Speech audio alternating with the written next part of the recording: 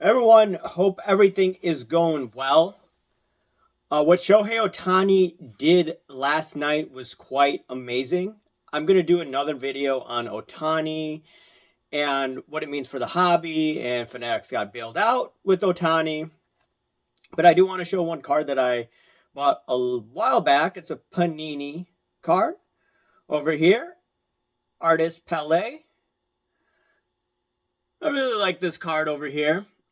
I was looking on X and I saw some commentary that, hey, look, there's a reason why they didn't put Ohtani in jail or why he wasn't suspended.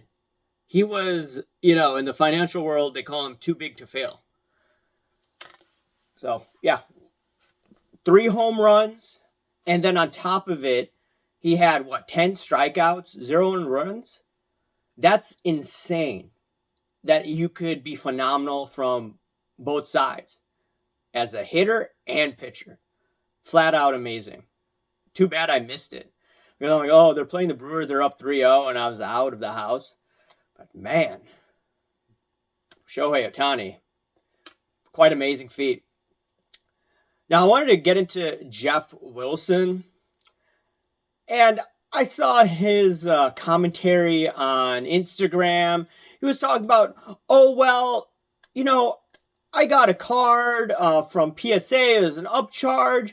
And he's saying, this is amazing because now he believes that his card has gone up X amount. Well, he got lambasted, or he got blasted in the comment section, just totally blasted, because he's defending PSA and how they mark up these cards. A lot of people don't agree with these markups. I personally think that, how do you know the value of the card? Just because Card Ladder says it's worth X amount, does that mean that your card is worth that?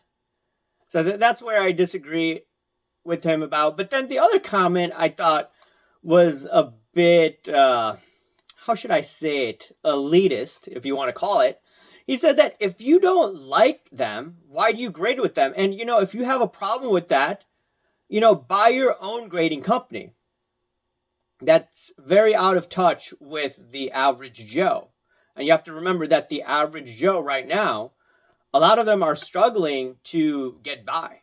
Okay, they may have a job, their wife may be employed, but still, putting food on the table and saying those type of comments to just the average person does not fly, okay? And it just looks like he's out of touch. Now, the other thought that I had to myself does he know all of this and he's just saying this so people will talk about it on social media? And part of me is thinking that may be the case. The thing is that Geoff Wilson used to have a marketing agency.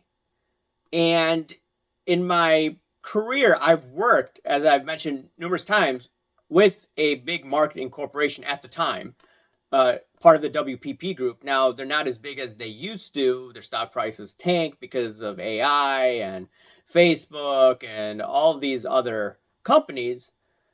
They've taken market share away. But they were huge, and they used to always talk about how do we increase the amount of exposure on social media. They always look at tweets, retweets, impressions, and all of that. And Geoff Wilson, with his marketing background, if he just starts saying ridiculous things, he knows that he's going to get exposure. That's what a bunch of us were thinking about Curator when he was saying all these type of things. Was it just to get exposure? And, I can't prove any of that. It's just like thinking out loud. People have problems when I do these videos. Oh, you're thinking out loud. Okay? Last thing I want to get into, and I think this is why it also rubbed people the wrong way regarding Geoff Wilson and his comments about upcharges. Nat Turner, over a decade ago, used to, as a collector, before he owned collectors and his group of business investors, he used to complain about upcharges. He used to blast it, and it's on Blowout, by the way. There's screenshots. People who send me the link. I posted on Instagram. Then Signed and Slab shared it, saying that, it's great that the internet has receipts of this, basically. So you have Nat Turner saying as a collector, these upcharges are bad. Now he's the business owner. He bought the company, and he's doing what the old regime used to do. He's just saying, hey, look, we need upcharges. It's good for the bottom. He's not saying explicitly, but like behind closed doors, he's probably saying like, hey, it's not a good look probably, but guess what? It helps the bottom line. And that's what they care about. It's the bottom line. They don't care about the collectors because they know that people will still continue to grade cards with them, even if people complain.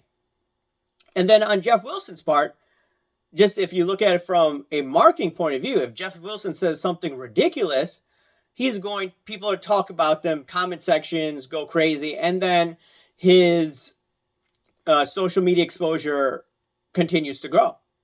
That may be his tactic, because if you look at over the past few years, some of the takes Geoff Wilson has made is flat out crazy and insane. The pumping of star 84. Was he just doing that on purpose because eventually people would find out that he's basically not disclosing the truth and saying, oh, look, I made a profit, or here's a profit of over $100,000. He may just be doing that on purpose. He's not stupid. He has a marketing agency. So now you have to see, is he that naive? A lot of people think that he's out of touch. But I'm leaning towards the fact that he's just doing it on purpose just to get the average Joe talking about him. Average Joe talks about him, it helps with his impressions. It helps with the social media exposure. So it is what it is. Let me know your thoughts about this, because he may just be a marketing genius and he's playing everybody for a fool. Let me know your thoughts. I'll talk to you later. See ya. Bye.